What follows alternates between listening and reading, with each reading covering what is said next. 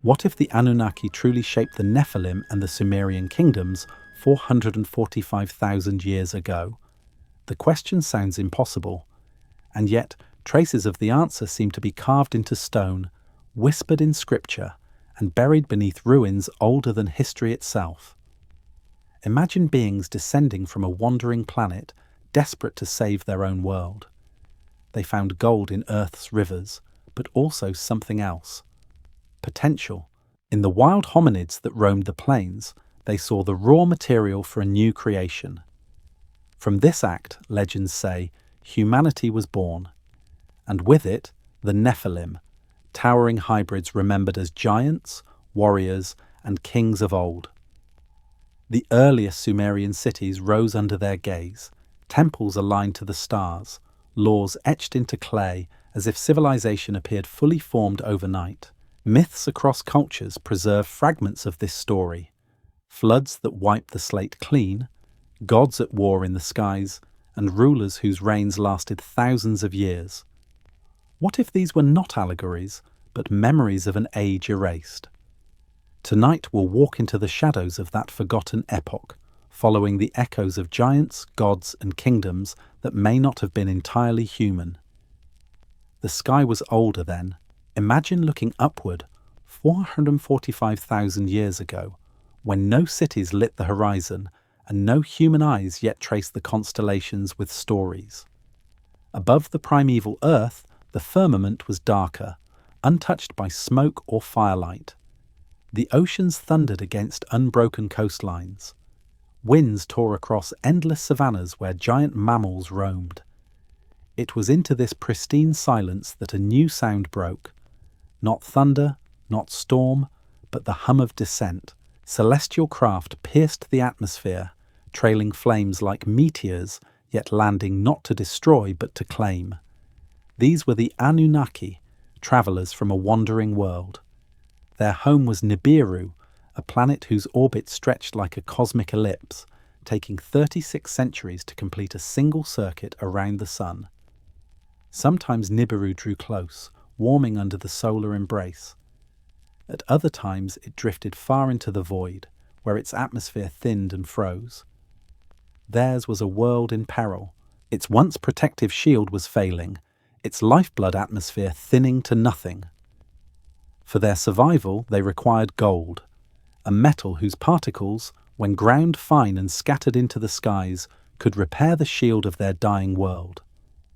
But on Nibiru, the veins of gold were spent. Across eons of mining, their planet had been hollowed. So the Anunnaki looked outward, scanning the solar system for salvation. In Earth they saw promise. This young world glimmered with oceans and rivers, its mountains and plains rich in hidden ores. To the Anunnaki, it was not simply another sphere among many. It was a refuge, a mine, and perhaps something more. Sumerian tablets, etched millennia later, whisper of this descent. The Enuma Elish, the Babylonian creation epic, tells of gods descending from the heavens, reshaping the earth and establishing order from chaos. Many scholars interpret these as allegory, but within the story lies a pattern: the arrival of beings from above, bringing tools, language, and rule. Were these gods no more than Anunnaki, remembered dimly across the ages? Consider the very word Anunnaki. In Akkadian, it means those who from heaven to earth came. That phrase, repeated across inscriptions, is not vague poetry. It is description. Clay tablets unearthed from Nineveh and Uruk preserve accounts of beings who were neither fully mortal nor entirely divine, arriving in crafts described as chariots of fire. Even modern eyes cannot miss the resonance. Astronomers today continue to whisper about a mysterious body in the far solar system, a so-called Planet 9. Its orbit, inferred by the gravitational pull on distant objects, is vast, unseen, and elliptical. Could this be the same Nibiru the ancients recorded? If so, then the Anunnaki's tale is less myth and more memory, the testimony of encounters with a world that sweeps through our cosmic neighborhood every few millennia. As the story goes, their chariots landed near the waters of the Persian Gulf. Here, amid marshes and tidal flats, the Anunnaki built their first settlement, Eridu, home in the faraway. It was not merely a camp, it was a hub of advanced technology, a place where the sky met the sea and where the destiny of humanity would begin. From Eridu, they began their mission. Teams of Anunnaki waded into the marshes, panning for gold in river silt, drawing metals from waters with strange crystalline devices. Their goal was singular: extract the precious element, refine it, and send it skyward in vessels bound for Nibiru. Yet even at this first stage, the seeds of struggle appeared. Gold was not easily won. The waters yielded little, and the labour was immense. Whispers of discontent rippled among the workers. The Anunnaki, despite their power, were not infinite. Their tools had limits. Their bodies, though mighty, still wearied. The Sumerian myths record murmurings of rebellion among the gods themselves. It is in this discontent that the possibility of humanity arises. For if the Anunnaki could not harvest enough gold alone, they would need hands other than their own. It was not conquest that drove them to create, but desperation and ingenuity. As we picture their first steps upon Earth's soil, a haunting question rises. Did these beings descend only to mine, or did they also sense something about this planet and its creatures that could change destiny itself? The marshes of Eridu shimmer beneath the sun, the waters reflecting sky and flame. Somewhere in the stillness, a shadow of decision gathers. What follows will not only alter the fate of Nibiru, but also ignite the long journey of a species not yet aware it is being shaped. The Anunnaki chose the land where two mighty rivers met the sea. It was a region of tidal flats, brackish pools, and endless marshes, where reeds grew tall and the horizon blurred between water and sky.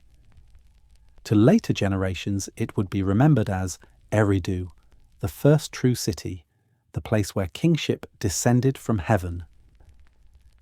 Here, the gods from Nibiru began to build their base on Earth. Archaeology affirms the memory. Beneath the ruins of Eridu, excavations have uncovered no fewer than 17 successive temple layers. Each shrine was raised upon the ruins of the last, forming a mound of sacred architecture that charted the city's life across thousands of years. At the bottom lay simple mud brick and reed structures. Higher levels reveal more complex designs, with buttresses, plastered walls, and staircases. This visible layering in clay is a perfect mirror of the stories. Civilization rising in stages, guided by beings who are seen as divine. The earliest activities of the Anunnaki centered on extraction. The mission was clear: find and refine gold, the lifeblood of Nibiru's failing atmosphere. The Sumerian texts describe the Igigi, younger Anunnaki tasked with the brutal work of dredging silt, dragging loads of heavy ore and labouring in conditions that quickly broke their bodies. These descriptions are stark. Their work was heavy, their distress was much. It is no coincidence that in Mesopotamian myth, Eridu is tied to water, canals, and the restless toil of workers. The Earth's resources were not yet abundant in their hands. They had to be wrested from mud and marsh. The Anunnaki did not build Eridu as men would later build cities. Their methods were precise, calculated. Canals were cut to redirect river currents, both to manage floods and to separate metals from sediment. Reeds were harvested to form the foundations of rafts and scaffolding. Fire pits, lined with strange crystalline vessels, glowed at night, refining the first extractions. To human eyes, centuries later, these became sacred fires, offerings to gods. But to the Anunnaki, they were furnaces of survival. This labour bred resentment. Myths describe the Igigi gathering their tools, casting them down, and surrounding Enlil's dwelling in protest. It is easy to imagine their exhaustion, endless hours under the Mesopotamian sun, digging canals in heavy clay, hauling stones through swamp and heat. Archaeology reveals traces of ancient canals radiating outward from the Eridu site, channels cut deep into the soil, some still faintly visible in satellite imagery. These waterways, lifelines of the city, were also scars of ceaseless toil. The Council of the Gods debated what to do. Enlil, commander and heir, demanded stricter discipline. Order, he believed, must be imposed. But Enki, watching closely, saw another path. He studied the marshlands beyond the settlement, where wild hominids roamed. They built no cities, but they survived with endurance. Their hands, though rough, were capable of shaping and carrying.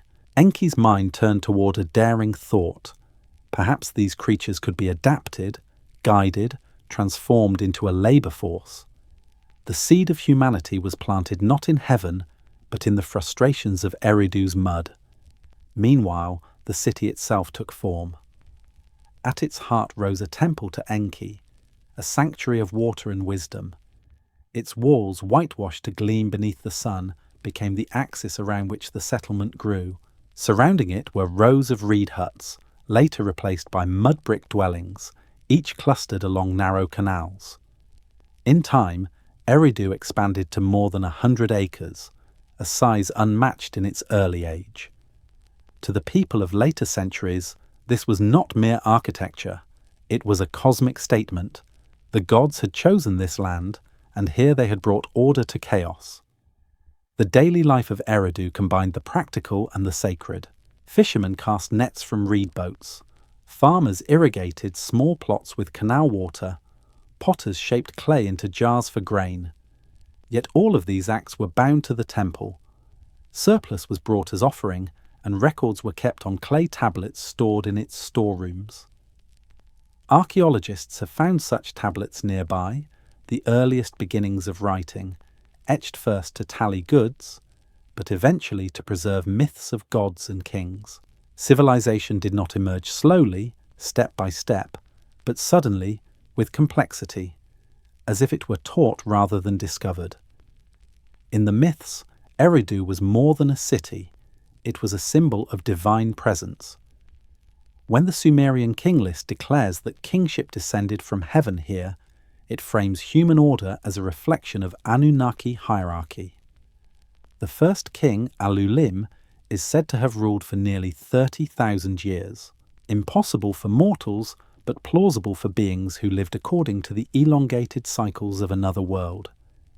His reign, perhaps, was the age of direct Anunnaki rule, when gods still walked openly among their creations. The fragility of Eridu is also part of its memory. Each temple layer testifies to rebuilding after flood or fire, renewal after collapse. This cycle, construction, destruction, reconstruction, is itself a motif in Mesopotamian myth. The land was fertile yet unstable, its people resilient yet vulnerable. Eridu became both a beacon and a warning, the beginning of order, but also a reminder that nothing built in clay is eternal. As dusk settled on the marshes, the lamps of Eridu glowed against the darkness. Smoke from furnaces curled into the sky, mingling with the cries of workers and the chants of priests. The Anunnaki had planted their first foothold on Earth. They had brought with them order, technology, and kingship, but they had also brought conflict, for even here, at the dawn of civilization, the balance between labour and command was fragile. Soon the question of labour would no longer be answered by rebellion, but by creation. From the clay of Eridu and the essence of the gods, a new being would be shaped, a solution that would change the destiny of the world forever. The problem at Eridu was simple, but it threatened everything. The Igigi refused to work. Their rebellion forced a decision, and in that moment Enki's mind turned to a radical solution. Instead of pressing the younger gods to continue, he would fashion a new being, a creature strong enough to labour, adaptable enough to survive, and numerous enough to sustain the mission. It was here, in the marshes of southern Mesopotamia, that the genesis of humanity began. The The Sumerian Atrahasis epic describes the scene with startling clarity. The gods mixed clay with the blood of a slain deity, giving form to a new race meant to bear the burden of work. Clay was chosen for its abundance, but also for its symbolism, pliable, shapeless, until moulded. The blood, however, gave spark, essence, intelligence, identity. This was no ordinary myth of creation. It was the memory of deliberate engineering. Enki and his half-sister Ninhursag, known as the Lady of the Sacred Mountain, presided over the process. Texts describe her role as that of midwife, healer, and shaper of life. Within hidden chambers of Eridu, they constructed what myths call the House of Life. In later memory, it became a temple of healing. In speculation, it was a laboratory. Strange vessels glowed within its walls, jars filled with fluids that shimmered. Clay figurines were pressed into molds, symbols of the life forms being shaped within. Priests would later recount that these were the first prototypes of man. The earliest attempt was Adamu, whose very name recalls the Hebrew Adam. He was strong, taller than his wild cousins, his hands skillful. Yet he bore a flaw. He could not reproduce. A worker that could not multiply was of little use. Enki pressed forward, adjusting the mixture of essence, repeating the experiment. With Ninhursag's guidance, a female counterpart was created, Tiamat, the mother of life. Together they represented possibility. When Tiamat bore children, the Anunnaki realized their experiment had succeeded. Humanity could continue without divine intervention. The resonance with later traditions is striking. In Genesis, Adam is formed from the dust of the ground, and Eve is fashioned from his side. In Mesopotamian memory, Adamu and Tiamat emerge from clay and divine essence, their pairing granting reproduction. Two stories, one older, both describing the same pivotal leap, beings shaped deliberately to serve, yet capable of growth. Genetics today offers unsettling parallels. Around 300,000 years ago, Homo sapiens appear with a sudden leap in cognition, tool use, and symbolic thought. DNA analysis reveals traces of ghost populations, mysterious ancestors who appear and vanish, leaving behind unexplained sequences. Did these anomalies record natural processes alone, or interventions long forgotten? Some scientists argue for bursts of evolution, others whisper of external tampering. In either case, the timing coincides with the myths of first creation. The myths also preserve failures. Early prototypes are said to have been malformed, mute, or sterile. Clay figures are described as breaking apart, their forms unstable. These echoes may reflect generations of trial and error. Even in divine stories, perfection was not achieved instantly. Humanity then was not inevitable.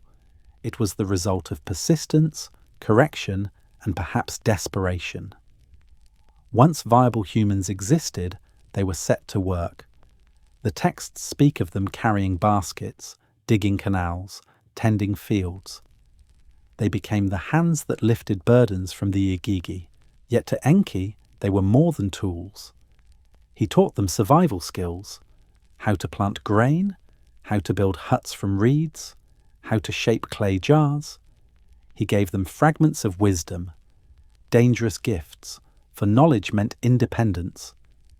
Enlil, angered by this, saw humanity as noisy, restless, ungrateful. He sought limits, rules, control. Already the rivalry between brothers played out in the fate of their creation. The imagery of Eden may be a shadow of this divide, a garden watered by 4 rivers, inhabited by the first humans, overseen by gods. A serpent of wisdom offers forbidden knowledge, and punishment follows. In this serpent we glimpse Enki, the trickster who bent rules to favour humanity. Eden, then, may not be an allegory of sin, but a memory of Eridu, the marshland garden where humanity first walked among gods. Archaeology grounds the myth in soil. At Eridu, the temples dedicated to Enki reveal continual rebuilding, each layer representing renewal. The surrounding landscape shows evidence of early irrigation, the deliberate shaping of water to sustain crops. To later observers, it appeared that civilization began suddenly here, without gradual build-up. It is as if knowledge was introduced, not discovered. Outside Mesopotamia, echoes abound. In Egypt, the god Khnum is depicted shaping humans on a potter's wheel. In Greece, Prometheus molds man from clay and gifts fire. In Mesoamerica, the Popol Vuh tells of gods forming men from mud and maize. Each culture preserves fragments, humans shaped, molded, animated by higher powers. Perhaps these are not independent myths, but scattered memories of the same origin. And yet, humanity was never entirely submissive. The very capacity to think, to choose, to rebel, was part of what made them viable. Enki's gift of knowledge planted seeds that would grow beyond control. Humanity, though created for labor, began to dream, to tell stories, to build not only for survival, but for meaning. The Anunnaki had shaped workers, but in doing so, they had released something unpredictable, consciousness that reached for more than toil. The genesis of humanity, then, was not a moment but a threshold. In the house of life at Eridu, clay and essence were mingled, but what walked out of those chambers was more than labourer. It was a species with potential, fragile yet resilient, destined to carry forward echoes of its creators. The marshes shimmered under starlight, fires glowed in huts, and the first humans sat beside their Anunnaki overseers, sharing bread, fish, and stories. Perhaps they looked up at the same stars we see today, unaware of what they had become. They were the children of clay and blood, born from desperation, but carrying within them the possibility of destiny. And from them, in time, would emerge beings even more extraordinary, giants whose names linger still, the Nephilim, walking between heaven and earth. The creation of humanity solved one problem for the Anunnaki, the burden of labour. But in solving it, another force was unleashed, desire. The texts say the humans multiplied quickly, their numbers spreading across the plains and canals of southern Mesopotamia. They carried baskets, dug irrigation ditches, harvested grain, and tended flocks. Their strength was real, their usefulness undeniable. Yet in their mingling with the gods, a new and unpredictable chapter began. The book of Genesis records it plainly. The sons of God saw the daughters of men that they were fair, and they took them wives of all which they chose. There were giants in the earth in those days. The term for these beings is Nephilim, often translated as giants, but more precisely, those who fell, or those who were cast down. They were not merely tall mortals, they were hybrids, children of union between Anunnaki and human women, beings of immense stature and uncanny power. In the Mesopotamian world, these hybrids appear under many names. The Apkallu, 7 sages sent to teach humanity wisdom, are often depicted as towering figures with wings or cloaks of feathers, part human, part divine. In the Epic of Gilgamesh, the hero himself is described as 2/3 god and 1/3 human, his strength beyond mortal measure. To the Greeks, they were the Titans, primal rulers of an earlier age.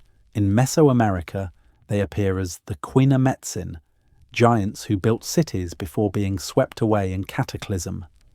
The universality of these myths suggests a common memory, a time when beings larger than life walked the earth. Archaeological mysteries add to the intrigue. The megalithic platform at Baalbek in Lebanon holds stones weighing more than 1,000 tons, cut and placed with a precision our modern cranes can scarcely replicate. In Peru, the walls of Sacsayhuaman are fitted so tightly that not even a blade of grass can slide between them. Who moved such stones, and how? To mainstream archaeology, the answer is human ingenuity. But to those who remember the Nephilim, these works were monuments built by giants, or at least by those who carried their knowledge. Even the fossil record stirs speculation. In parts of North America, Old newspapers from the 19th century reported discoveries of massive skeletons, some said to be over 8 feet tall, unearthed in burial mounds.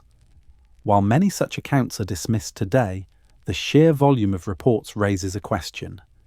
Did ancient giants leave traces, later suppressed or forgotten? The myths also preserve their downfall. In the Book of Enoch, the Nephilim are condemned as corrupters. They taught metallurgy, sorcery, astrology, knowledge humanity was not ready for. They spread violence across the earth, consuming resources, waging wars, and dominating mortals. Their very size and hunger threatened the balance of creation. The text describes how they devoured all which the labour of men produced, and then turned against men themselves. To Enlil, already resentful of humanity, this was proof of error. The hybrids had to be purged, but to Enki, the Nephilim may have been something more. They embodied the bridge between divine and mortal, the possibility of beings who could endure both worlds. Gilgamesh, descendant of gods and men, is remembered not only for his strength, but for his restless search for immortality. In him we see the reflection of the Nephilim's paradox: mighty yet fragile, divine yet doomed. The presence of the Nephilim unsettled the order of Sumer. Kingship, once firmly divine, now passed to rulers whose blood was mixed. Some reigned with wisdom, others with violence, but all bore the mark of their dual heritage. The Sumerian king list records rulers of astonishingly long reigns, suggesting lifespans extended by divine essence. Yet after the flood, these spans shortened dramatically, as though the experiment had been forcibly curtailed. The downfall of the Nephilim was tied to catastrophe. Flood myths across cultures remember the gods sending water to cleanse the world of corruption. In Enoch's account, the Watchers, the Anunnaki who fathered the hybrids, were bound and cast into the abyss, while their children perished in the deluge. In Genesis, the flood follows directly upon mention of the giants, as though their existence triggered divine wrath. In Mesopotamia, Ziusudra survives only because Enki warned him of the coming waters, ensuring humanity would continue, but the Nephilim would not. And yet the memory of giants lingers. The Greeks remembered titans imprisoned beneath mountains. The Irish told of Fomorians, monstrous beings banished to the sea. The Hopi speak of a time when giants ruled before being destroyed by the Creator. The persistence of these stories suggests more than allegory. They may be fractured recollections of a real, if unsettling, chapter in human prehistory. The role of the Nephilim is double-edged. They are remembered both as teachers and tyrants. They gifted humanity knowledge of metal, writing, astronomy, even music. But they also brought war, excess, and pride. Their downfall is remembered not only as punishment, but as necessity, to preserve balance, to reset the world, yet traces of them may remain. Some lineages of kings claim descent from gods long after the flood, their legitimacy rooted in bloodlines that reached back to hybrids. Myths of demigods, half-divine heroes, continued into classical antiquity. Even in modern genetics, the discovery of anomalous sequences hints at influences we do not fully understand. Could fragments of Nephilim heritage still whisper in our DNA? Imagine the early humans sitting by fires in reed huts, telling stories of towering figures who once strode across the land. Their voices would drop to hushed tones as they recalled the destruction the giants brought, their eyes wide with awe at the memory of beings who seemed to bend nature itself. To them, the Nephilim were both gods and monsters, saviours and scourge. The rise of the Nephilim was brief in cosmic terms, but its impact rippled across millennia. They altered humanity's trajectory, left imprints in myth and monument, and provoked the wrath that would unleash the flood. Their presence was proof of the dangers and possibilities that came from mingling heaven with earth. And when the waters receded and humanity began again, it was not the giants who rebuilt, but the smaller, fragile beings of clay. Yet those beings carried memory. They remembered the shadows of giants, the cities they razed, the wars they fought, and the fall that consumed them. The fires of the first civilizations were kindled in that memory, and from the ruins left by giants, the first kingdoms of Sumer would rise. From the mud and reeds of Eridu, civilization spread outward. Once the first experiments in settlement had taken root, other cities rose across the Mesopotamian plain, each with its temple, its canal system, and its claim to divine favor. Together these settlements would form the network later remembered as Sumer, the world's first kingdom of city-states. The Sumerian king list offers a strange but revealing chronology. It begins with Eridu, then moves through Kish, Uruk, Ur, and other cities. Each ruler is presented as receiving kingship from heaven, and the reigns are astonishing in their length. Alulim, the first king of Eridu, is said to have ruled for 28,800 years. Alalgar, his successor, for 36,000 years. To modern historians, these are impossibilities. Yet within these exaggerated spans lies a suggestion. Early rulers may not have been ordinary men, but hybrids, their lives extended by traces of divine essence. Archaeology aligns with these claims in intriguing ways. At Eridu, temples show continuous rebuilding across millennia, while at Uruk, monumental architecture appears suddenly. The White Temple of Anu stood on a platform high above the city, its gleaming surface visible for miles. Excavators marvel at how advanced these constructions are for their time. Writing also appears here, not pictographs alone, but a fully developed system of cuneiform, used first for economic records, then for myths and hymns. It is as if Sumer began not with experimentation, but with fully formed institutions, writing, law, irrigation, kingship. This leap has long puzzled scholars. Why did complex urban life appear so suddenly around 3100 BCE? Why in Mesopotamia, and not gradually across many regions? To those who read the myths literally, the answer lies in the intervention of the Anunnaki. Civilization was seeded, not invented. The Mi, sacred tablets entrusted by Enki, contain the blueprints of civilization: agriculture, metallurgy, mathematics, astronomy, temple ritual, even music. To receive them was to inherit culture already complete. The evidence spreads beyond Mesopotamia.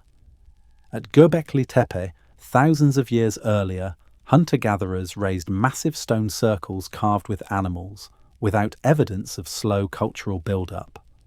Its sudden appearance mirrors the Sumerian pattern. Knowledge seems to burst forth in moments, as if gifted from an outside source. The ziggurats of Sumer embody this idea. At the great ziggurat of Nana towered above the plain, its terraces ascending toward the sky. Aligned to celestial points, it functioned both as temple and as cosmic symbol. Priests climbed its steps in ritual processions, reenacting the link between earth and heaven. To the people of Sumer, these structures were stairways for the gods, a means for communication and descent. To modern eyes, they are feats of engineering far beyond what fragile mud brick should have endured. Daily life in these early kingdoms revolved around both the temple and the field. Irrigation systems carved from the rivers allowed grain surpluses, which supported large populations. Workers dug canals, maintained levees, and harvested barley. Fishermen cast nets in the rivers, while shepherds tended flocks on the plain.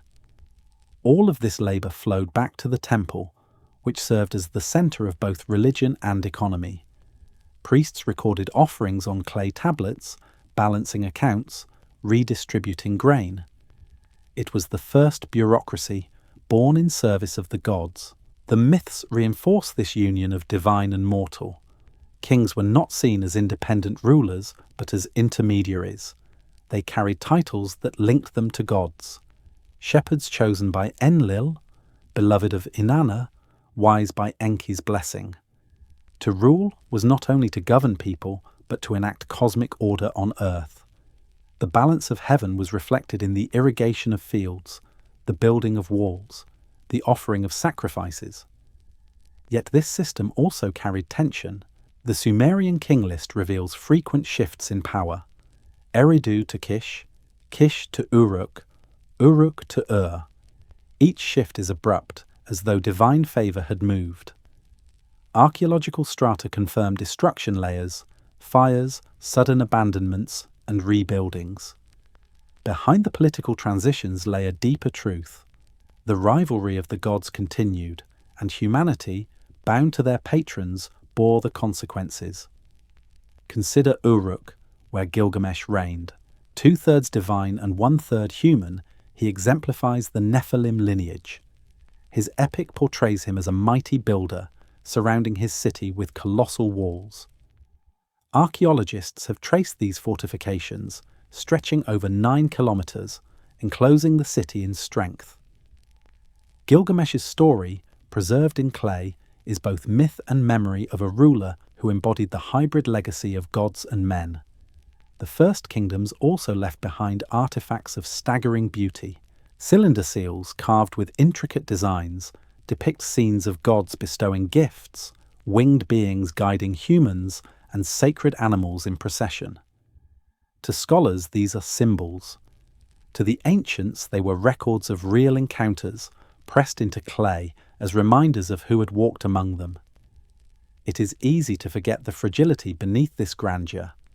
The rivers that fed Sumer also threatened it. Floods swept across the plains, leaving thick layers of silt. Drought struck when canals failed. The very environment demanded constant labour and vigilance. Kingship said to have descended from heaven may have been not just divine authority, but divine necessity, guidance for survival in a volatile land. And yet, from this fragility came endurance.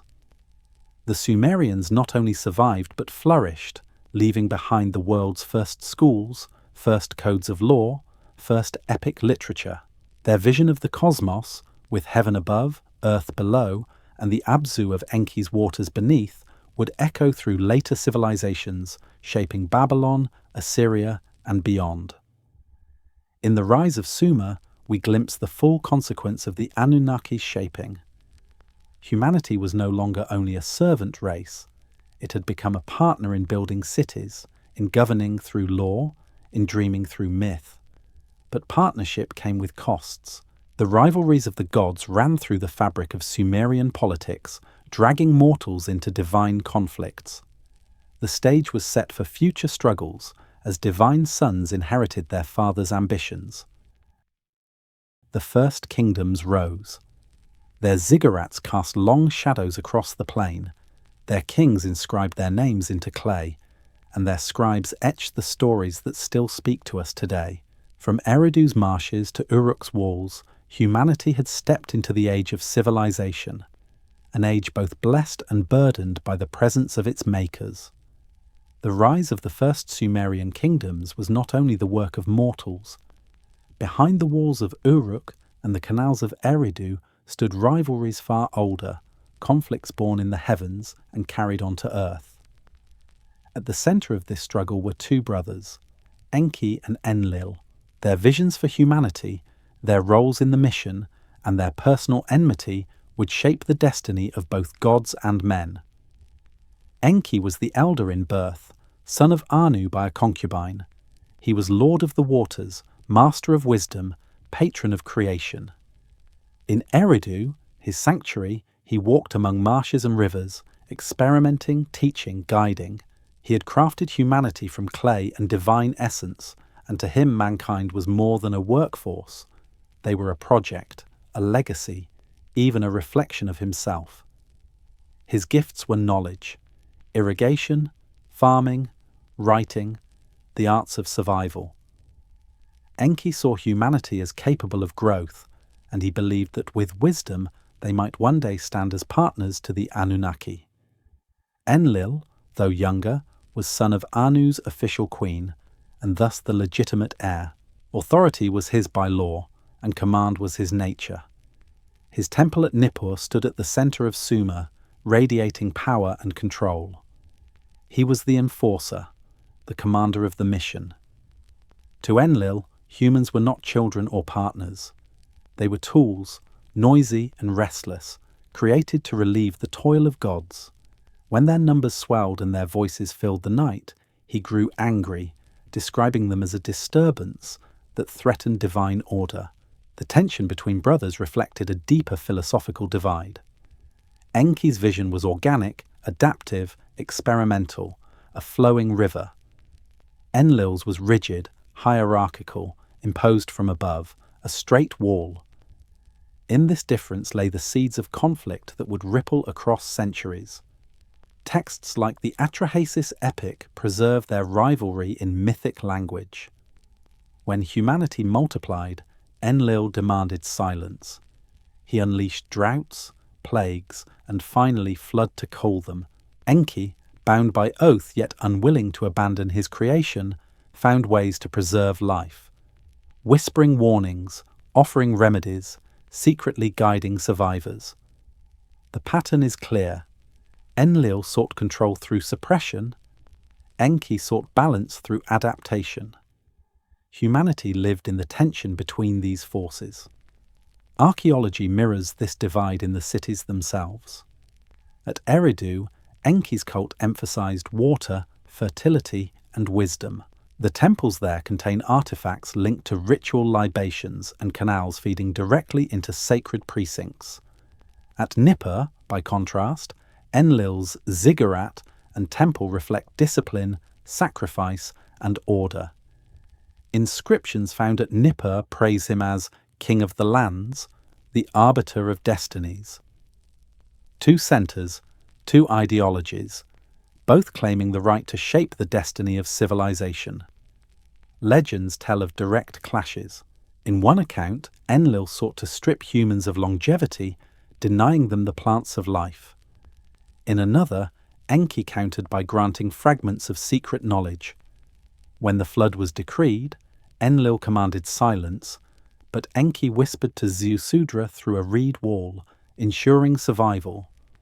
These stories, encoded in myth, depict real struggles for authority and philosophy. The rivalry spilled into their descendants. Enki's son Marduk, ambitious and cunning, would one day claim Babylon as his throne, challenging the older order.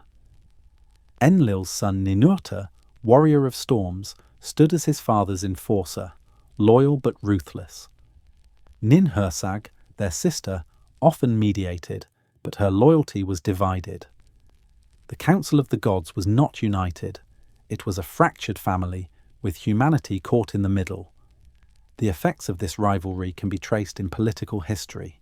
The Sumerian king list's abrupt transfers of kingship, from Eridu to Kish, from Kish to Uruk, may reflect divine struggles as much as mortal politics.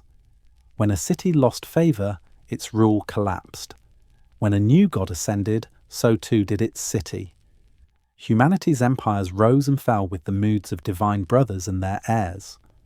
The Hebrew scriptures preserve a shadow of this divide.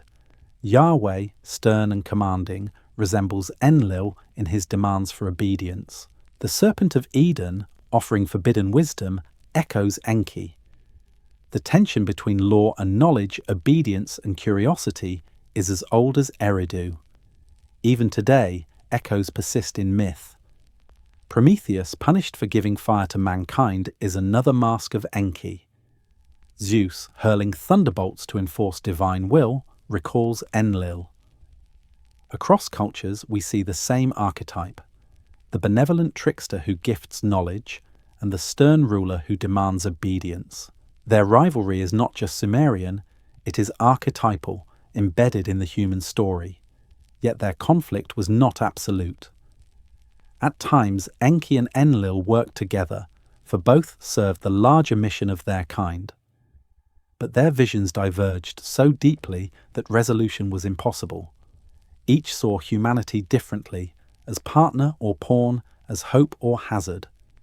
And that divide meant that every crisis, from rebellion to flood, was shaped not only by cosmic cycles, but by brotherly strife. To the people of Sumer, these gods were not abstractions. They were present. Their temples stood in the center of cities.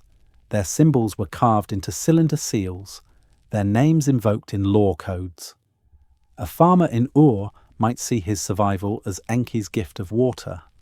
A priest in Nippur might see it as Enlil's decree of order. To live in Sumer was to live within the rivalry of gods, every day of work and worship entangled in their struggle.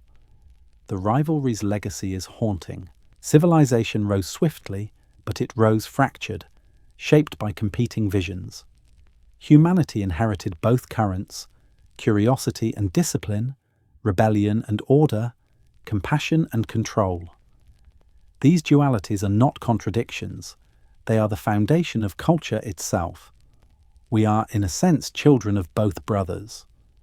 But history also shows the danger. As the next generation of gods matured, ambition sharpened. Enki's son Marduk, impatient and bold, would not be content to remain in his father's shadow. Enlil's heirs, warriors by nature, would not surrender their authority. The rivalry of Enki and Enlil became the seed of even greater conflicts, conflicts that would scorch cities and fracture the divine council itself. Beneath the calm flow of the Euphrates, beneath the chants rising from ziggurats, the stage was set for new storms. The ambitions of sons would turn rivalry into open war. Babylon was not the first city of Sumer, nor was it the largest. Yet in time it became the stage for one of the most audacious claims in human and divine history. At its centre stood a ziggurat, Anunnaki, the house of the foundation of heaven and earth. To its patron Marduk, this was not merely a temple, it was a declaration. Marduk was the firstborn son of Enki, grandson of Anu, and he carried both the brilliance of his father and the restlessness of youth. Unlike Enki, who preferred wisdom and subtlety, Marduk was ambitious. Unlike Enlil, who demanded obedience, Marduk desired supremacy. His rise was not gradual, but driven by a fiery certainty that the old order of Enlil must end, and that Babylon, not Nippur, should become the centre of the world. The Enuma Elish, Babylon's creation epic, is at once myth and manifesto. It tells how Marduk faced Tiamat, the dragon of chaos, slaying her with weapons of unimaginable power, then fashioning the heavens and earth from her divided body. But beneath the cosmic imagery lies politics. Tiamat represents the older generation of gods, and by slaying her, Marduk symbolically claimed authority over both heaven and earth. The myth was a rewriting of cosmic order to place him at its summit. In Babylon, his cult grew. Priests proclaimed Marduk as Bel, the Lord of Lords, assigning to him powers once reserved for Enlil. Hymns described him as King of the gods of heaven and the underworld, titles formerly divided among many. The consolidation of power in one figure reflected a new vision. Marduk was not content with a share. He sought the throne of all. Archaeology reveals how his rise mirrored Babylon's. Though modest in its earliest levels, the city expanded dramatically during the 2nd millennium BCE. Its temples were renovated, its ziggurat rose higher, its scribes produced copies of the Enuma Elish to be read during the New Year festival. These public recitations were not mere religious rites. They were political theatre, affirming year after year that Marduk, not Enlil, ruled the cosmos. Other gods resisted. Ninurta, Enlil's warrior son, saw in Marduk a usurper. Nergal, ruler of the underworld, feared the loss of his domain. Even Inanna, fierce and unpredictable, turned against him after blaming him for Dumuzi's death. The council of the Anunnaki fractured as rivalries sharpened. In their conflict, mortals became pawns, their cities rising and falling with divine favour. Babylon's ambition extended beyond myth. Its astronomical records are among the finest of antiquity, tracking planets, stars and eclipses with astonishing accuracy. Marduk's star, identified with Jupiter, became a symbol of his supremacy. Priests charted its path across the heavens, reading omens that proclaimed his destiny. The night sky itself was rewritten as his mandate. Marduk's rise also had geopolitical echoes. Babylon's kings claimed divine legitimacy through him, presenting themselves not just as rulers, but as chosen instruments of his will. This pattern mirrors later empires. Pharaohs in Egypt declared themselves sons of Ra. Roman emperors invoked Jupiter and Mars. In every case, divine association justified earthly power. Marduk pioneered this synthesis in Babylon. Yet ambition carries peril. To claim supremacy was to provoke resistance. Myths describe battles between gods escalating into cosmic wars. Some stories tell of weapons of terror unleashed, scorching cities and poisoning rivers. Archaeological layers at sites like Ur and Kish reveal sudden destruction. Fire, collapse, abandonment. Were these merely human wars, or reflections of divine conflict spilling into mortal realms? The echoes of Marduk's ambition reach even into biblical memory. The story of the Tower of Babel may be a distant shadow of Babylon's ziggurat, a monument built to reach heaven itself. In Genesis, God scatters humanity for daring to climb so high. In Mesopotamian reality, Marduk's ziggurat was a bold challenge to Enlil's supremacy. One story condemns human pride, the other preserves divine rivalry. Both converge on the same city. To ordinary people, the rivalry was not abstract. A farmer in Babylon might see floods or droughts as signs of divine contention. A soldier marching under a king's banner would believe his struggle reflected the quarrels of gods. When Marduk proclaimed his supremacy, it was not just a theological shift. It meant new alliances, new wars, and new cycles of destruction. And yet, his ambition inspired as much as it threatened. Marduk's myth is one of triumph over chaos. To his followers, he was not a tyrant but a savior, the god who tamed primordial forces and built a cosmos from ruin. This vision resonated with humans who lived in fragile cities, forever threatened by floods, droughts, and invasion. To worship Marduk was to believe that order could emerge from chaos, that destiny could be seized rather than endured. But order built on ambition is precarious. Enlil's lineage did not surrender quietly. The rivalry between the houses of Enki and Enlil intensified, pulling their descendants into conflict. Babylon rose, but other cities smouldered, their loyalties divided. Myths describe these disputes as wars among gods, yet their scars remain in ruined walls and abandoned temples. Marduk's ambition, then, was both vision and danger. He sought to unify heaven and earth under one throne, to end the old divisions, to place himself above all. But in reaching for supremacy, he destabilized the fragile balance that had sustained Sumer's earliest kingdoms. His dream lit the sky with promise and with fire. The ziggurat of Babylon, though long fallen, still casts its shadow in memory. To climb its terraces was to ascend toward the stars, to claim closeness with heaven. In that climb we see Marduk's essence, restless, daring, unwilling to remain beneath any other's rule. And from his defiance came consequences that would scorch the land itself, for the gods possessed weapons not of clay or bronze, but of heaven, weapons whose power would leave a scar upon the earth and upon memory. The rivalry between Enlil's house and Enki's son Marduk did not remain contained in hymns or councils. In time, it erupted into violence. But this was no ordinary war of spears and chariots. When the gods of Mesopotamia fought, they called upon weapons described in their own texts as clad in dread and splendor. These were devices that unmade creation, leaving scars in the land and silence in the cities. The lamentation over Sumer is among the most haunting of these records. It speaks of an evil wind sweeping across the land, fields scorched, rivers poisoned, cities left in ruin. Crops withered before harvest, herds collapsed in the fields, and survivors fled choking air. To modern ears, it sounds like radiation sickness after nuclear fire. The images are not vague metaphors, but precise observations. Bodies dissolved where they stood, walls blackened, soil rendered barren for generations. The texts place these weapons in the hands of Ninurta and Nergal, fierce sons of Enlil. They were sent to crush the ambitions of Marduk, who had proclaimed Babylon the new axis of heaven and earth. If he would not submit, his city would be silenced. Myths recall the unleashing of the 7 weapons of terror, each with a name that evokes both awe and horror: the flame, the scorcher, the mountain splitter.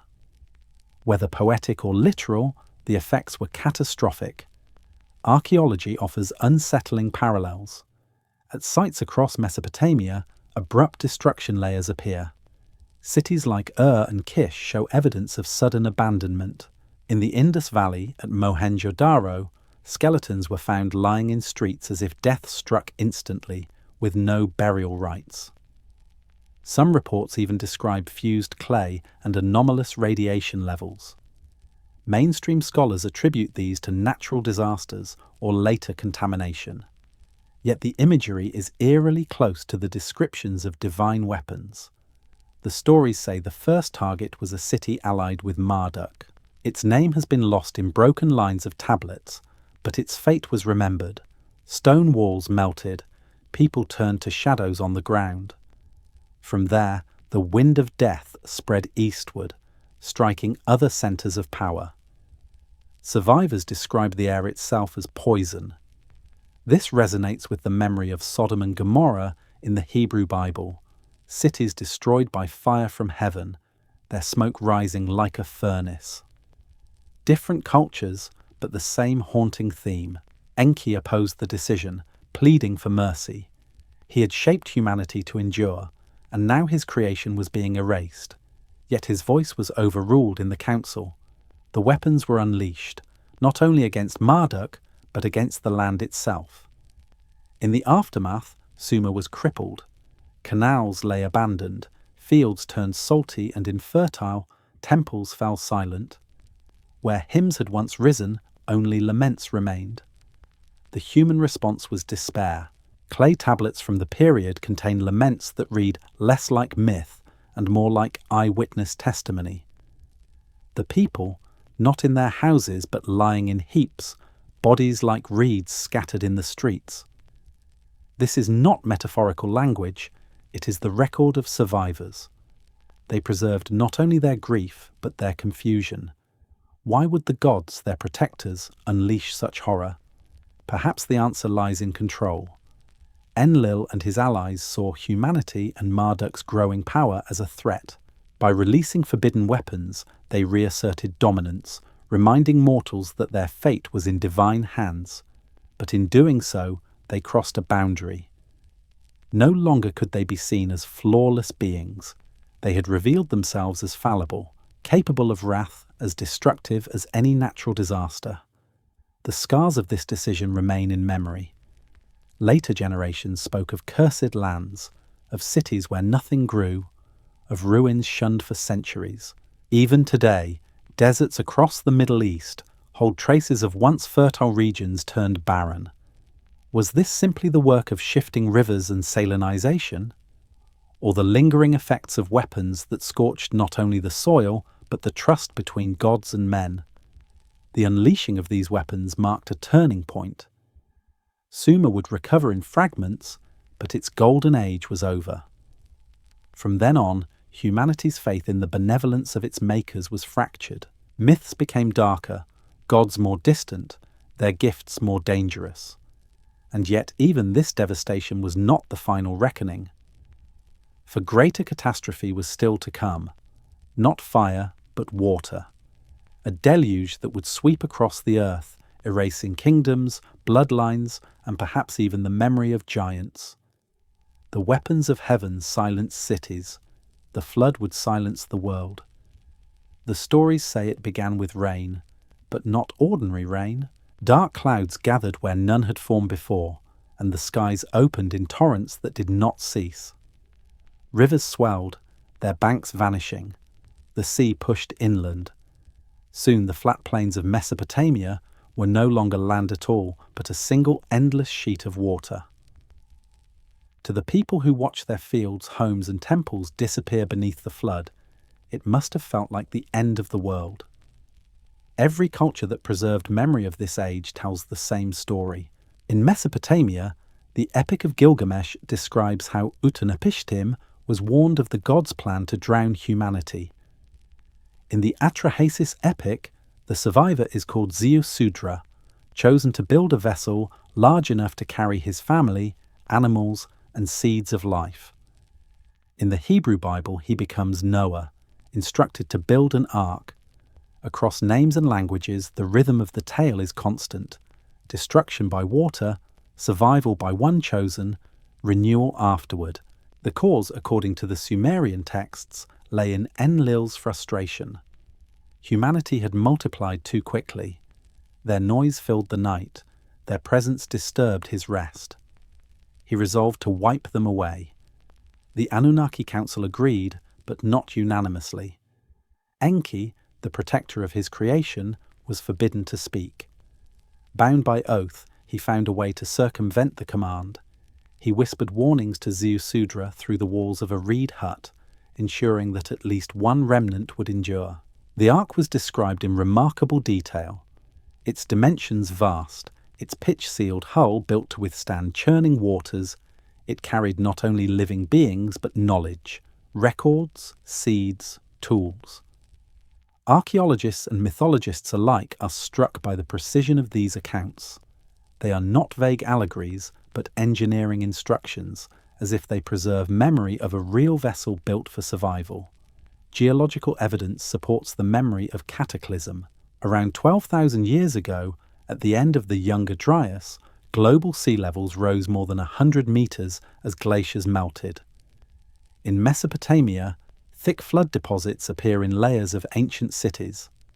At Shurupak, excavators found a band of sterile silt separating older settlement levels from newer ones, precisely where the flood stories place Ziusudra. In the Black Sea region, evidence shows a sudden inundation when Mediterranean waters broke through the Bosporus, flooding what had been a freshwater lake. To those who lived on its shores, it would have seemed as if the sea itself rose overnight.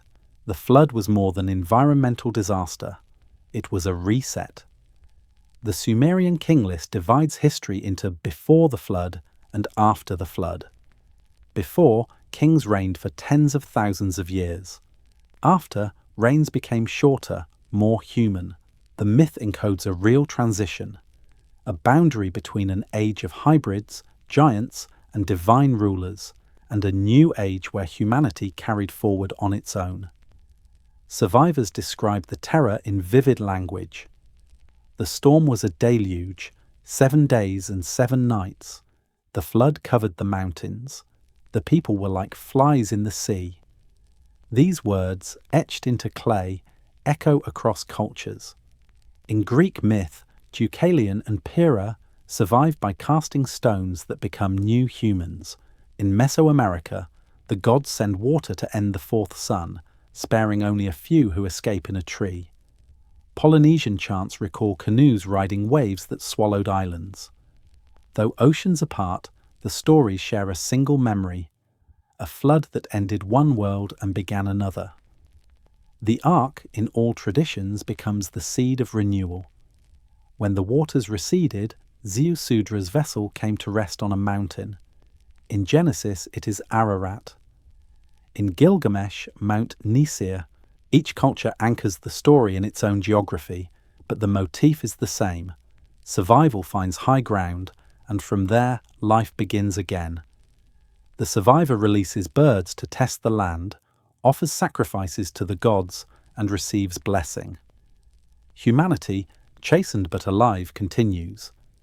The flood also reshaped the relationship between gods and men. Enlil, seeing that humanity had survived, was furious. Yet when confronted by Enki's defense, he relented, granting Ziusudra immortality as a concession.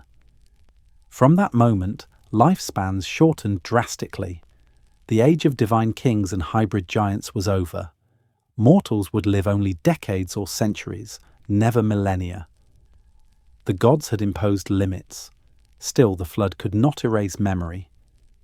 Survivors rebuilt cities on top of flood layers, restored temples, and rewrote myths to explain what had happened. The very existence of civilization afterward was proof of resilience. Humanity had not been silenced, only tested. Even now, the flood endures as the most universal of myths. It speaks not only of punishment, but of cycles, destruction, cleansing, renewal.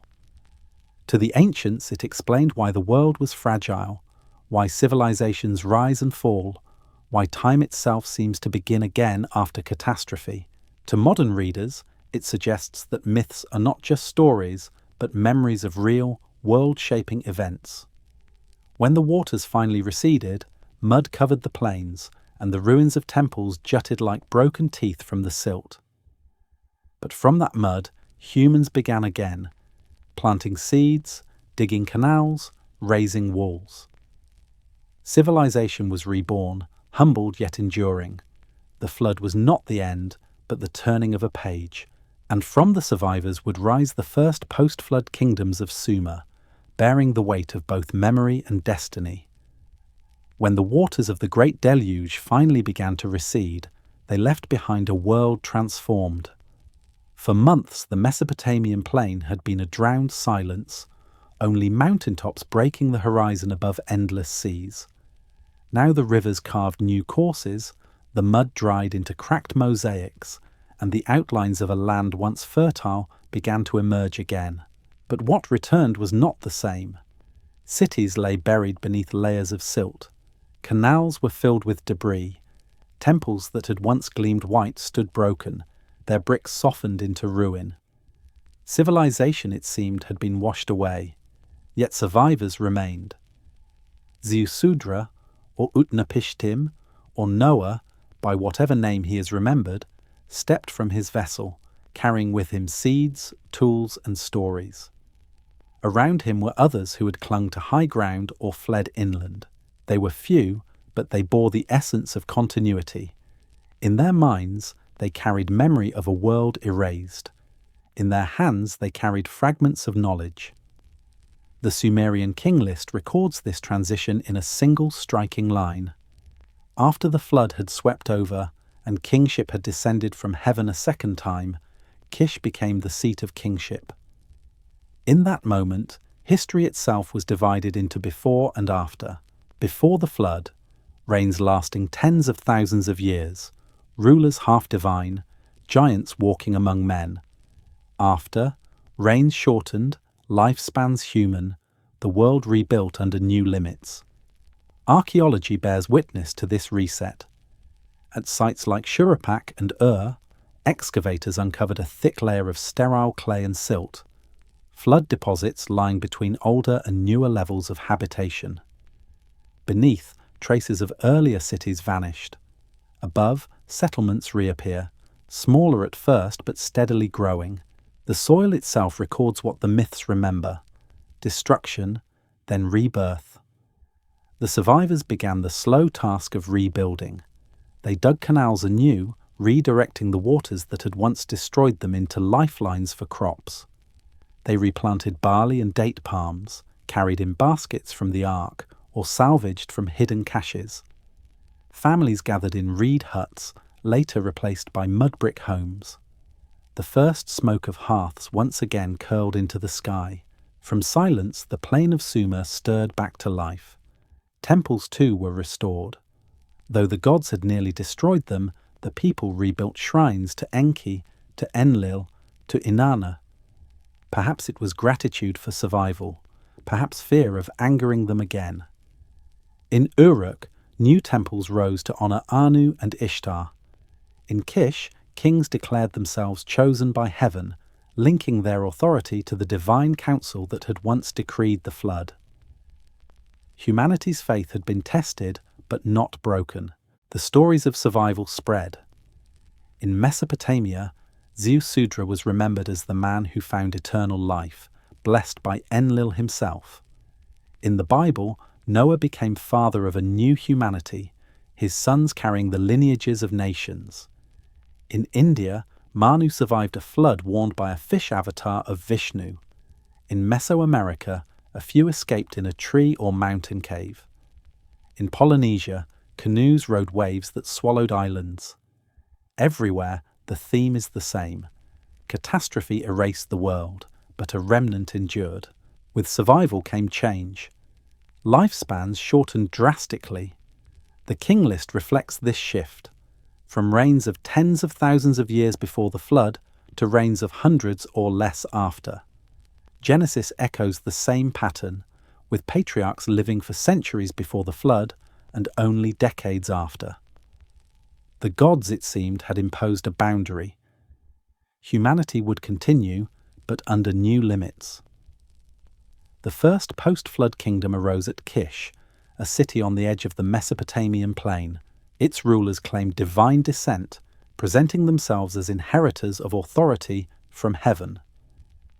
Soon after, Uruk rose, and with it the legendary Gilgamesh, 2/3 divine and 1/3 human, an echo of the hybrid bloodlines that had not entirely disappeared. These kings ruled not only with force but with the weight of myth. Their legitimacy came from memory of the flood. Survival gave them authority, and authority gave them power to rebuild. Daily life resumed with a mixture of hardship and determination. Farmers reclaimed the land, clearing silt from fields and digging new irrigation channels. Herds were replenished. Clay tablets once again recorded offerings, laws, and trade. Within centuries, Sumer returned to its role as a land of cities, temples, and kingship. But the memory of the flood was never far away. Every new wall was built with awareness that it could be destroyed. Every hymn to the gods carried both reverence and fear. For survivors, the flood was not only a story of divine wrath, but a reminder of fragility. If it happened once, it could happen again. Myths across the Near East stress this cycle. Destruction, rebirth, destruction. Civilization was not permanent but provisional. Humanity lived at the mercy of cosmic cycles, of gods whose tempers could reshape the world overnight. Still, humans endured. In their resilience lay something unexpected, a spark of independence. Though they rebuilt temples, they also began to tell stories that questioned divine motives. Why had the gods nearly destroyed them? Why had Enki saved them? What was their true purpose? These questions became part of the myths, woven into epics that wrestled not only with memory but with meaning. From the mud of the floodplain, humanity rebuilt more than homes. They rebuilt identity. They saw themselves as survivors, heirs of both catastrophe and continuity. The memory of giants and long-lived kings faded, but the determination to endure remained. That determination would fuel the rise of new kingdoms, new epics, and new rivalries among gods and men alike. The flood did not erase humanity, it forged it. Out of waters of destruction came a people who would carry memory forward, inscribing it into clay, chanting it in hymns, whispering it by firesides. And in that memory lay both gratitude and suspicion. Gratitude for survival, suspicion of the gods who had nearly ended them. The world after the flood was a world of survivors, and from those survivors, the cycle of civilization began again. Long before the cities of Sumer flourished, before Eridu rose from the marshes, there was another story, older, stranger, and often forgotten. It begins not on Earth at all, but on the wandering planet of the Anunnaki, Nibiru, during a time of crisis. The planet's atmosphere was thinning, its survival at risk. In this desperate hour, its throne was contested by two rivals, Anu and Allalu. Allalu was king for a time, bold and cunning, but his methods failed. When Anu challenged him, ritual combat decided the outcome. Anu triumphed, and Allalu was stripped of his crown. But exile did not mean silence. Allalu, unwilling to fade into obscurity, stole a celestial craft and fled into the darkness of space.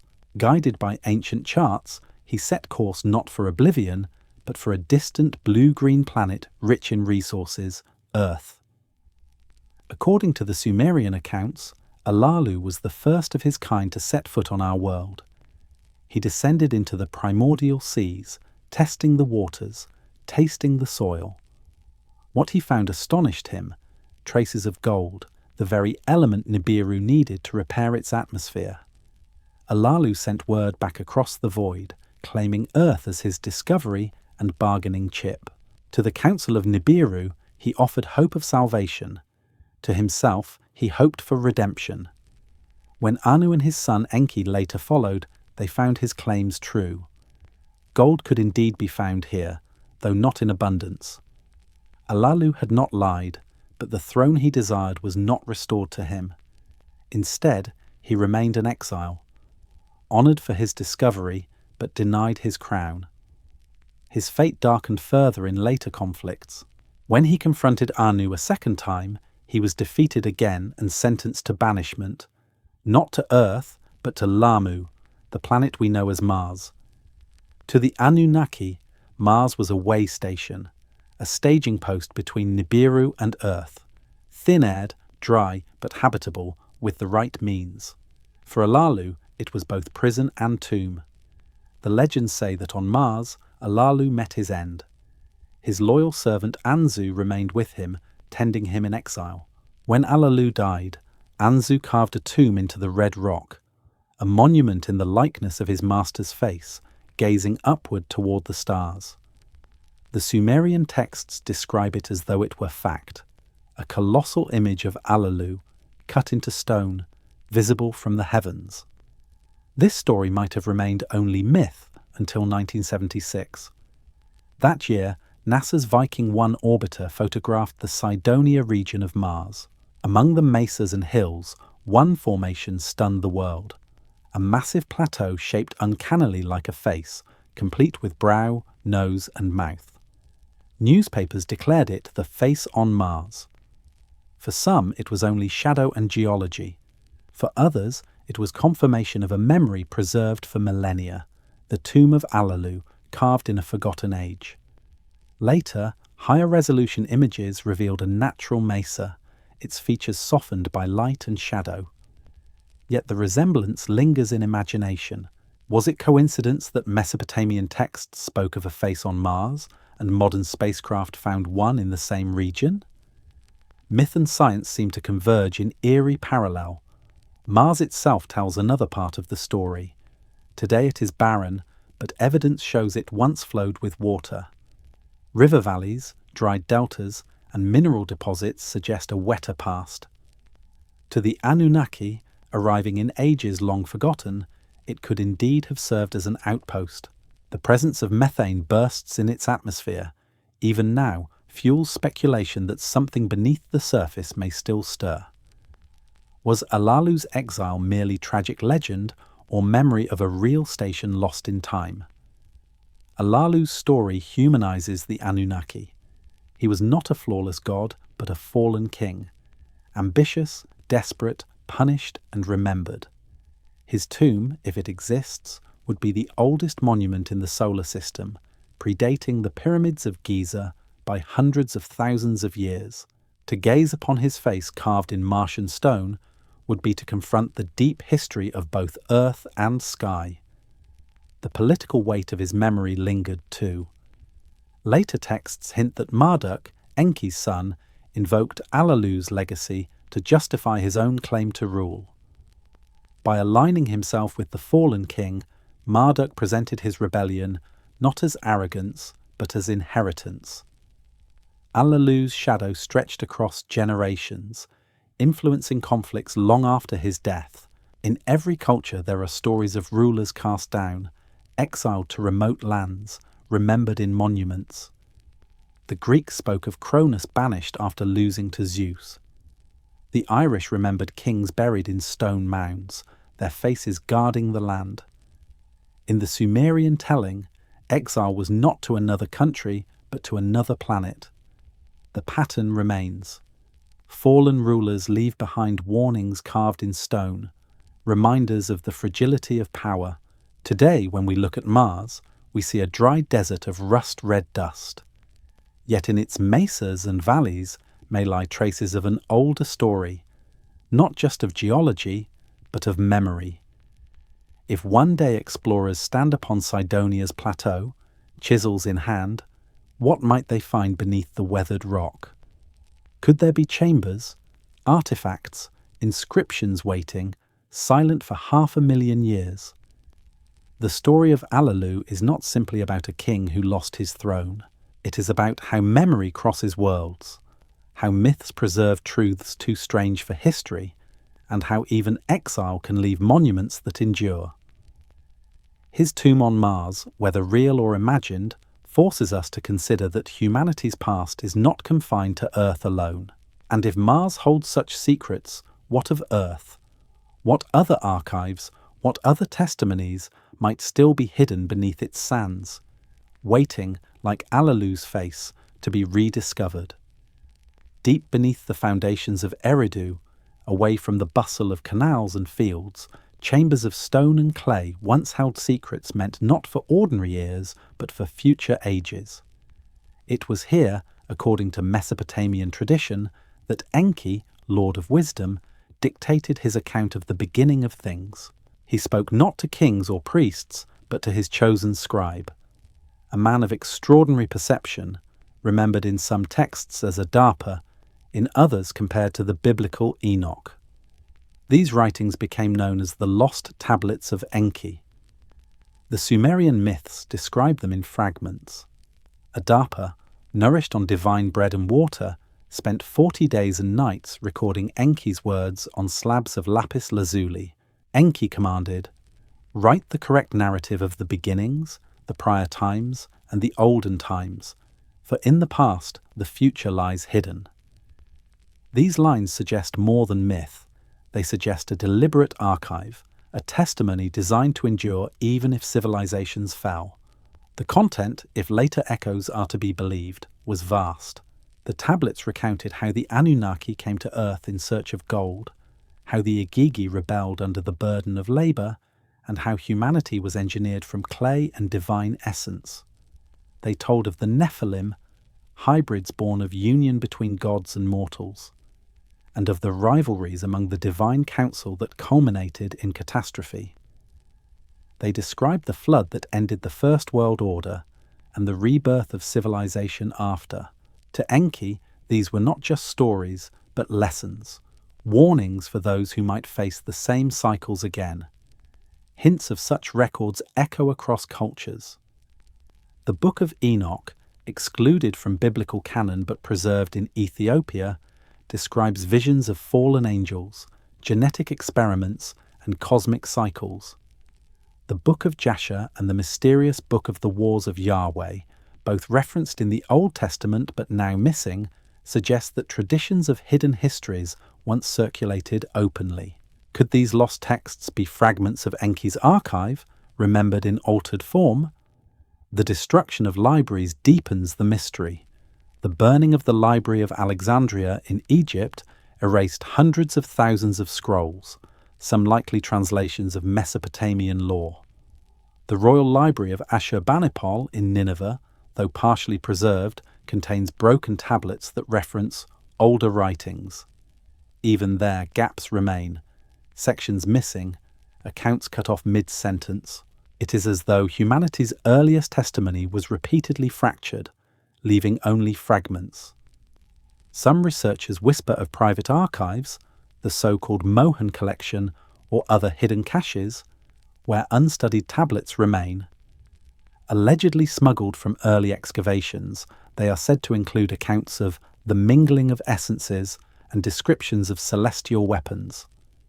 Though unverified, the persistence of these rumours suggests that something is missing from the official record. Why hide them? Perhaps because their contents would disrupt accepted narratives of history, religion, and human origins. Archaeology offers glimpses of what might have been. In 1849, Hormuzd Rassam unearthed the Epic of Gilgamesh in the ruins of Nineveh, a tale that mirrored the biblical flood so closely it shocked Victorian scholars. If such a discovery could change world views, what might a complete record from Enki reveal? The very possibility unsettles both science and faith. Descriptions of the tablets emphasize their durability. Carved into lapis lazuli and stored in sealed containers, they were designed to outlast floods, fires, and time. Priests later preserved copies on clay, but the originals, if they still exist, remain hidden. Some traditions claim they were buried beneath Eridu, sealed in chambers that archaeologists have not yet opened. Others suggest they were carried away, perhaps to hidden sanctuaries or even off-world by departing Anunnaki. Why did Enki preserve these words? Perhaps he foresaw the cycles of destruction. He knew that floods, wars, and time would erase much of what had been built. By recording the past, he sought to give humanity a map of its own destiny, so that when the cycles repeated, survivors could learn from the mistakes of gods and men alike. The fragments that survive echo with warnings. They speak of pride leading to downfall, of weapons too powerful for their wielders, of hybrids who disrupted balance, of cycles of catastrophe that cleanse the earth. Yet they also speak of resilience, of humanity chosen to endure, of wisdom preserved in secrecy, of futures still unwritten. Imagine the scene: a DARPA in a quiet chamber, reed stylus in hand, etching words into polished stone as Enki's voice fills the room. Lamps flicker against walls painted with stars. Outside, the marshes of Eridu stretch silent in the night. Inside, the history of gods and men is carved into permanence. Those tablets, heavy and luminous, placed into sealed chests, carried into the dark by priests sworn to protect them. If they are ever rediscovered, the lost tablets of Enki would not only confirm humanity's engineered origins, but also force us to reconsider every myth as history, every legend as memory. They would bridge the gap between archaeology and myth, between science and story. They might even contain prophecies, records of Nibiru's return, of cycles yet to come. Until then, they remain hidden. We have only fragments, broken clay tablets, scattered myths, and whispers of lost archives. But even fragments are powerful. They remind us that beneath the official story lies a deeper one, waiting, and perhaps one day, under desert sands or in sealed vaults, a chest of lapis tablets will be opened. Then the voice of Enki will speak again, and the story of our beginnings will have to be told anew. In the shadows of history, beyond the reach of museums and libraries, there are whispers of a secret archive known as the Mohan Collection. It is not listed in catalogues, nor displayed in glass cases. Its very existence is debated, dismissed by some as rumour, guarded fiercely by others as hidden truth. And yet, if the stories are to be believed, the Mohan Collection may contain fragments of humanity's oldest testimony, the lost writings of Enki himself. The legend begins in the 19th century, during the Great Age of excavation in Mesopotamia. Teams of archaeologists from Britain, France, and Germany dug into the mounds of Ur, Uruk, and Nineveh. They uncovered thousands of cuneiform tablets, many of which survive in the British Museum or the Louvre. But not all finds reached the public. Local rumours spoke of artefacts carried off under cover of night, sold to private collectors, or hidden away by those who understood their explosive implications. Among these collectors, it is said, was a man named Ryan Mohan, an eccentric antiquarian who travelled between Baghdad, Paris, and London. Mohan claimed to have acquired tablets that museums refused to display, texts that described the creation of humanity, the wars of the gods, and the flood in terms far too explicit for scholars of the time to accept. He guarded them in his estate, sharing them only with a circle of confidants. After his death, the archive passed to his descendants, eventually vanishing into the vaults of one of Europe's wealthiest families. From there, the rumours multiplied. Some claimed the Rothschilds now safeguarded the tablets. Others insisted they were divided between secret societies, each holding fragments. A few even suggested the Vatican had copies locked away in its underground library. In all versions, the theme is the same. Humanity's earliest records exist, but they are withheld. What might the Mohan Collection contain? According to whispers from those who claim to have glimpsed it, the archive includes tablets that describe Enki dictating the story of creation, the genetic shaping of humans, and the rise of the Nephilim. There are said to be detailed accounts of the 7 weapons of terror, technologies unleashed in ancient wars that scorched the land. Some fragments allegedly describe planetary movements and cosmic cycles with uncanny precision, as though recording astronomical knowledge far beyond that of early Sumerian farmers. One alleged translation, circulated anonymously in the early 20th century, spoke of the mingling of essences and of clay chambers where the seed of life was stirred. To those familiar with modern genetics, the parallels are chilling. If genuine, the text would suggest direct evidence of bioengineering, encoded in mythic language but unmistakable in meaning. Why would such texts be hidden? The answer is obvious. To release them would undermine both religious orthodoxy and academic narratives. If humanity was engineered rather than evolved naturally, if gods were historical beings rather than divine abstractions, every institution built on faith or secular history would tremble. Better perhaps to hide them, to let the public read myths and legends while the deeper story slumbers in private vaults. The pattern is not unique. History is filled with examples of suppressed knowledge. The Dead Sea Scrolls, discovered in 1947, were withheld from public study for decades, controlled by a small group of scholars. The Nag Hammadi texts, unearthed in Egypt, revealed gospels that rewrote Christian origins, but were long resisted by church authorities. Even the Sumerian Epic of Gilgamesh was shocking when first translated, for its flood story mirrored Genesis too closely. If such discoveries challenged accepted narratives, what greater disruption might come from tablets describing humanity's engineered Genesis? Archaeology itself hints that something is missing. Ashurbanipal's library in Nineveh contained over 25,000 tablets, yet many are broken, with references to older works now lost. Scholars admit that the record is fragmentary, like a story half erased. If Enki's full account once circulated, it is plausible that pieces survived into later ages, copied, stored, hidden. The Mohan collection may be the last place such pieces remain intact. Even today, hints surface. In 2009, a European researcher claimed to have seen a privately held tablet fragment referencing the essence of Anu and the essence of Earth mixed in clay. Others describe sealed documents offered at shadowy auctions, their provenance traced vaguely to Mesopotamian digs of the early 1900s. None can be proven, yet the pattern is suggestive. Fragments appear, then vanish again.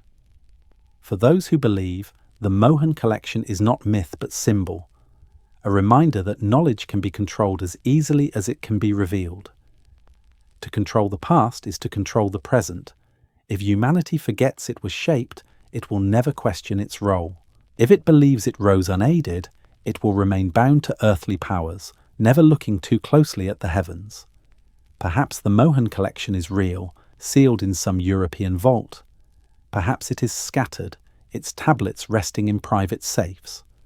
Or perhaps it is a metaphor, a way of naming the absence that haunts our understanding of early history. Whatever the case, its whisper endures.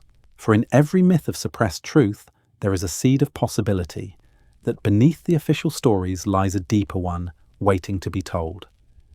And if the Mohan collection were ever revealed, it might confirm what Enki always insisted, that in the past, the future lies hidden. The myths of Mesopotamia describe the Anunnaki not only as rulers, but as wielders of tools that seem to blur the line between magic and machinery. To later generations, they became the Me, divine decrees and powers entrusted to humanity. But read closely, they resemble something else. Fragments of advanced knowledge, technologies wielded by beings who came from beyond. The Me included the arts of agriculture, writing, mathematics, law, even music and love. They were not abstract concepts, but items listed, transferred, even stolen in myths. In one story, Inanna tricks Enki into giving her dozens of me while he is drunk, carrying them back to Uruk in triumph. Such a tale sounds playful, yet it preserves the image of knowledge as tangible, portable, as though they were encoded devices or records rather than vague ideas. Civilization in this telling was not discovered gradually but downloaded in pieces. The Mesopotamian texts also speak of the tablets of destinies, objects that granted control over fates and authority over heaven and earth. When stolen, the cosmos faltered until they were returned. Scholars see allegory, but the language is precise. Whoever held the tablets commanded laws of reality itself. Were these myths about administrative seals or descriptions of actual devices? Cosmic control systems rendered into human metaphor? Archaeology offers curious parallels. The Antikythera mechanism, pulled from a Greek shipwreck, is a bronze device of gears that predicted eclipses centuries ahead. Its sophistication was centuries beyond its supposed era. The Baghdad battery, a clay jar with copper and iron components, can produce a small electric current. Mainstream archaeology dismisses it as coincidence, but the design is deliberate. Could these be the faint aftershocks of technologies once common in the age of the gods? Consider too the legends of radiant stones and crystals.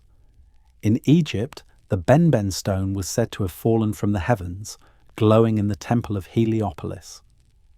In Mesoamerica, myths describe obsidian mirrors used to see across distances, shimmering with visions. In Sumer, Enki's sanctuary was described as lined with shining stones that spoke or guided decisions. To a culture without modern vocabulary, energy-based devices would appear as enchanted stones or divine crystals. Weapons are described with equal strangeness. In the Mahabharata of India, a weapon called the Brahmastra shines like 1,000 suns, leaving corpses burned, rivers poisoned, and survivors sickened. In Mesopotamian lamentations, the evil wind follows the unleashing of divine weapons, leaving land barren. At Mohenjo-Daro, skeletons were found lying in streets as if struck down instantly, with traces of radiation higher than normal. These fragments do not prove ancient nuclear war, but they resonate uneasily with descriptions of forbidden weapons in the myths. The structures themselves may be evidence. The colossal platform at Baalbek in Lebanon holds stones weighing more than 1,000 tons. Modern cranes struggle with such loads. In Peru, the walls of Sacsayhuaman interlock with precision that defies explanation. How did ancient builders, supposedly limited to ropes and stone hammers, move and fit such blocks? If not giants, as legends suggest, perhaps technologies of lifting, sound, or energy that we no longer understand. Even human biology carries hints. Geneticists puzzle over sudden leaps in cognition, symbolic thought, and language among Homo sapiens. Around 300,000 years ago, something shifted dramatically. DNA reveals traces of unknown ancestors, ghost populations with no clear identity. Could these anomalies reflect interventions, experiments, the deliberate shaping of humanity? Myths of gods moulding clay and breathing life may preserve the memory of genetic manipulation described in words our ancestors could grasp. The danger of such technologies is also emphasized. Myths of the Tower of Babel speak of humanity building a structure to reach heaven, only to be struck down and scattered. The message is clear. There are limits, boundaries mortals cannot cross. In Greek myth, Prometheus steals fire from the gods, technology again, and is punished eternally. These are not only stories of hubris but warnings, echoing the fear that power in the wrong hands brings ruin. The fragments that survive suggest not a steady decline but a suppression. Perhaps the gods themselves chose to withdraw their tools after witnessing chaos. Perhaps humans, inheriting fragments without context, could not maintain them. What remains are scattered echoes. A gear mechanism here, a strange jar there, megaliths whose methods are lost, myths that speak of radiant stones and weapons of fire. Each piece hints at a greater whole, a forgotten science clothed in myth. Imagine walking through Eridu's temple at its height. The walls shine with polished stone, vessels hum softly with unknown energy, priests record decrees on glowing tablets. To human eyes, it is magic. To the Anunnaki, it is routine technology. When the temple falls and floods cover the land, only fragments remain. Centuries later, people find shards, retell stories, preserve echoes. And to us, millennia later, they appear as myth. The question that lingers is whether any of these technologies survived intact. Were they buried in hidden chambers, sealed in archives like the rumoured Mohan collection? Were they carried away when the Anunnaki withdrew? Or do they lie beneath our feet waiting for rediscovery? The myths do not answer directly. They leave only tantalizing clues. But they remind us of a deeper pattern. Civilizations rise, wield knowledge, fall into catastrophe, and leave behind ruins that puzzle the next age. The cycle continues. Perhaps we too are part of that cycle, rediscovering fragments of lost knowledge on the edge of repeating both brilliance and folly. The technology of the gods, if it truly existed, was both gift and curse. It lifted humanity from mud into cities, but it also unleashed destruction. It left monuments that still awe us, but also scars that warn us. Above all, it left memory, stories of power that could create or erase worlds. And if the Anunnaki once gave these gifts, the haunting question remains, will they return? And if they do, will humanity be ready or destined once more to repeat the spiral of wonder, ambition, and ruin? Night fell gently over the plains of Sumer, and the stars returned to their silent vigil. To the ancients, those constellations were not random lights, but the very script of heaven. Within their patterns lay omens, warnings, and the unfolding of time itself. It was under those stars that Enki once spoke of two forces shaping gods and men alike, fate and destiny. In his teachings, preserved in fragments of Mesopotamian lore, Enki drew a subtle but profound distinction. Fate was bound to the heavens, the cycles of Nibiru, the alignments of planets, the inevitability of floods and cataclysms. Fate was what could not be altered, the rhythm of the cosmos inscribed long before. Destiny, however, was choice, the decisions of gods and humans that could shape paths within those cycles. One was the frame, the other the painting. This distinction illuminates the very arc of human history. The flood was fate, the melting of glaciers, the return of Nibiru, the cataclysm written into Earth's bones. But Ziusudra's survival was destiny, Enki's whispered warning, the human will to endure, the arc that carried life through destruction. Fate brought the waters, destiny ensured that not all was lost.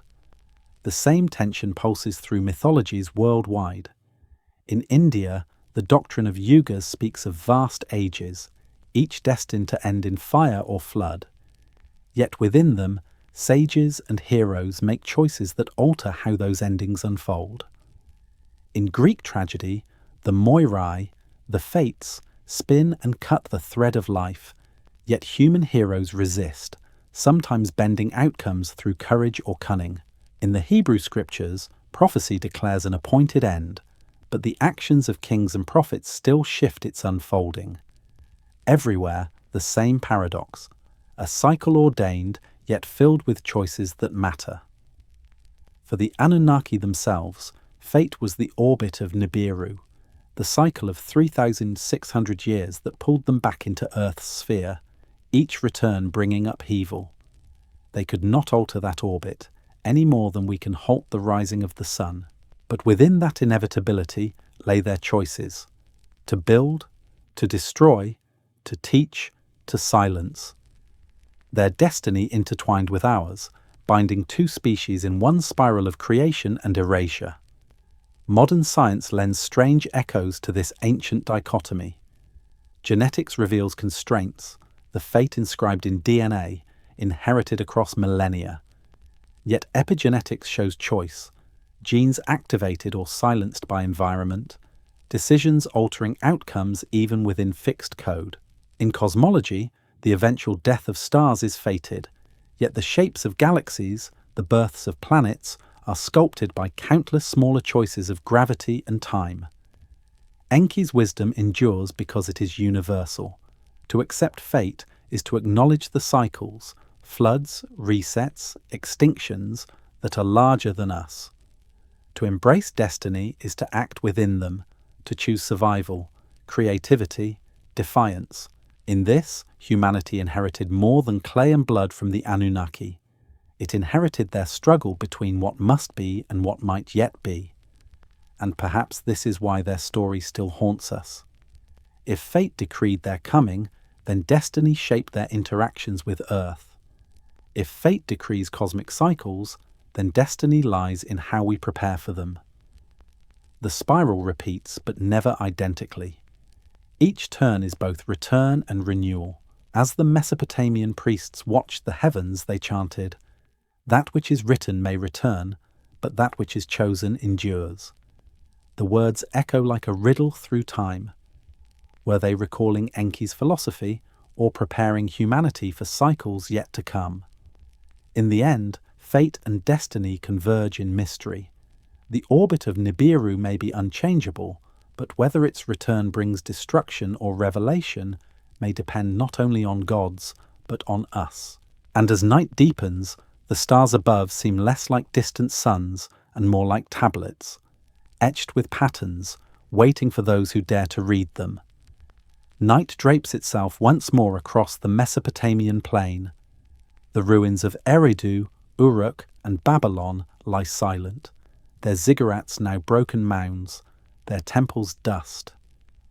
Yet above them, the sky is unchanged, the same stars that once guided Anunnaki eyes, the same constellations that stirred awe and fear in human hearts. In that silence, echoes linger. The stories we have followed, of Enki and Enlil, of the Nephilim, of Marduk's rise, of floods and weapons of fire, may be myths, but they also feel like memories. Not ours alone, but inherited from a time when the line between human and divine blurred. To walk the ruins is to feel time folding back on itself, as though the present is only a thin veil stretched over a past that still breathes beneath the soil. Modern science whispers confirmations in fragments. DNA studies reveal ghost lineages, ancestors who appear and vanish as if hybrid unions left traces in our blood.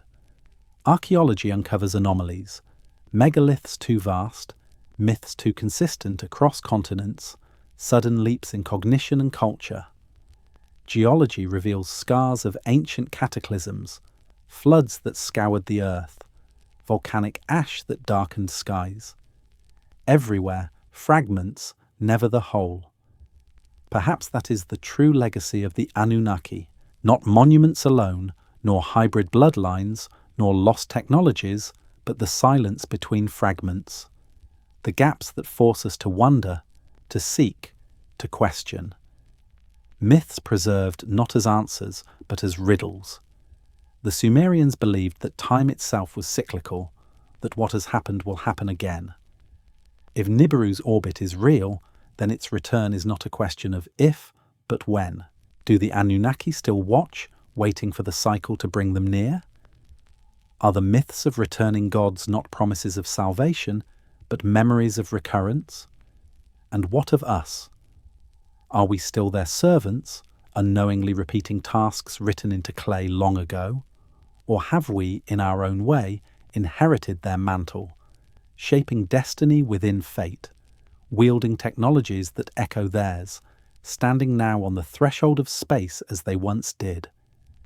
The spiral continues, but each turn changes the pattern, and so we close, not with certainty but with awe.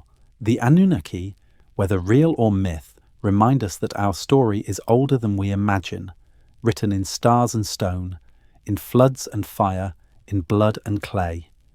Their echoes are everywhere, in myths whispered, in ruins half buried, in the restless human desire to ask what came before. Perhaps the forgotten sky still waits, filled with answers. Or perhaps its silence is the answer itself. Where are you listening from tonight, and at what time? If these stories stir your curiosity, consider subscribing, and let the echoes of forgotten worlds keep you company as you drift into sleep.